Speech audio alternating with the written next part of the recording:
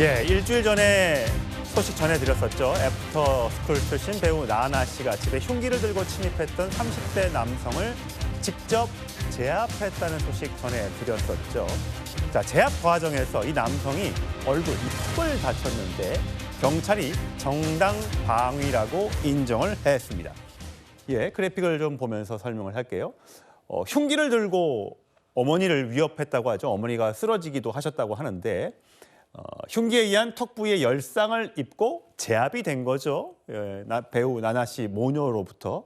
자, 여기에 대해서 경찰이 피해자들의 행위는 정당방위에 해당한다라고 일주일 만에 판정을 내려줬습니다. 자, 우리가 보기에는 너무나 당연한 것 같아요. 집에 흉기를 들고 들어왔는데 그거를 제압한 게 정당방위가 아니라는 게 더 이상한 거 아닙니까? 맞습니다. 이번 상황 같은 경우에는요. 지금 도둑이 흉기를 들고 어머니와 나나 씨가 살고 있는 집에 침입을 했습니다.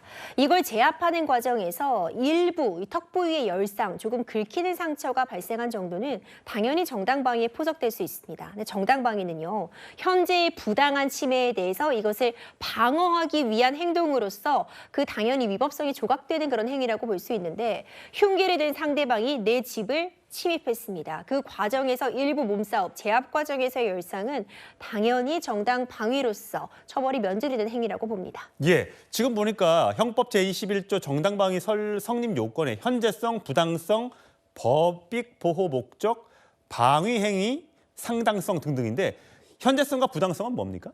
현재성과 부당성은요, 지금 있었던 일입니다. 예를 들어서 누군가가 저를 어제 때렸는데 오늘 제가 나서서 생각해 보니까 너무 분하다. 오늘이라도 내가 방어를 해야겠다라고 한다면 현재성 요건을 결여했다고 볼 수 있어요. 보복이라 이거군요. 그렇죠. 지금 있는 침해 행위 그리고 그 침해 행위가 부당한 것일 때 인정되는 것이어서 이번 나나 씨 사례 같은 경우에는 상대방이 도둑을 들려고 들어온 상황이기 때문에 이 정당방위 요건 모두 갖추고 있습니다. 자, 그렇다면 이 경우는 어떻게 될까요? 과거에 이런 경우가 있었습니다. 오토바이 운전자와 차량 운전자 사이에 시비가 붙었는데 쌍방 폭행일지 정당방위일지 여러분 화면으로 만나보시죠.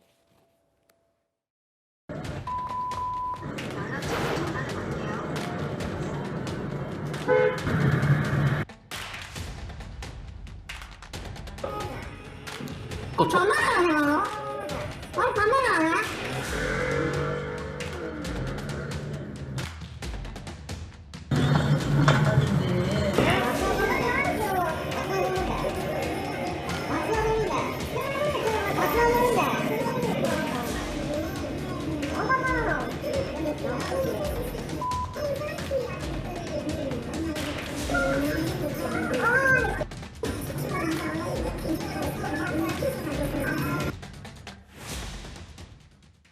예, 임준희 변호사. 저 장면, 그러니까 오토바이가 뒤에서 차량이 경적을 울리니까 그게 관련돼서 이제 시비가 붙은 거예요. 그러다 보니까 먼저 폭행을 가한 것은 오토바이 운전자라고 지금 주장을 하고 있는데 저기서 발차기가 나옵니다. 발차기로 오토바이 운전자를 뒤에 차량 운전자가 가격을 한 거예요. 근데 저렇게요. 노란색 입은 운전자가 우슈 선수였다고 그러네요.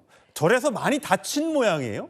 자, 저런 경우는 먼저 오토바이 운전자가 시비를 걸어서 먼저 폭행을 가했는데 저렇게 2단 옆차기로 발을 써서 많이 다치면 저거는 쌍방 폭행입니까?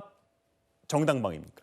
저런 경우엔 쌍방폭행으로 갈 수밖에 없습니다. 왜 그렇습니까? 저런 상황이요, 사실 굉장히 많습니다. 누가 먼저 시비를 걸었냐가 사실상 법적인 판단에서는 그리 중요하지 않을 때가 많습니다. 왜요? 그러니까 누가 먼저 시비를 걸었든 서로 엉겨붙어 싸우게 되면 당연히 주먹이 서로 오가게 되고 서로 피해를 볼 수밖에 없는데요.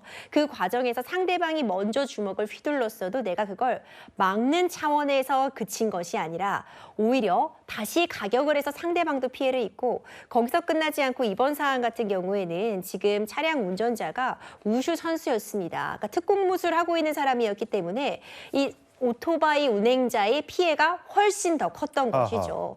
이런 경우라면 우리가 과잉방위라는 이야기도 했는데 뭐 정당한 범위를 넘어서서 이제 그때부터는 또 다른 폭력 행위로서 처벌이 이루어질 수밖에 없어서 실제로 이 사안 같은 경우에는 이 운전자가 오토바이 운행자가 먼저 시비를 걸었지만 합의금으로 600만 원 정도를 물어주게 되었다는 그런 소식으로 전해지고 있습니다. 강성필 부대변인 막 누군가 때려요. 근데 네. 내가 착착착착 이렇게 해서 네. 다 맞고 나서 네.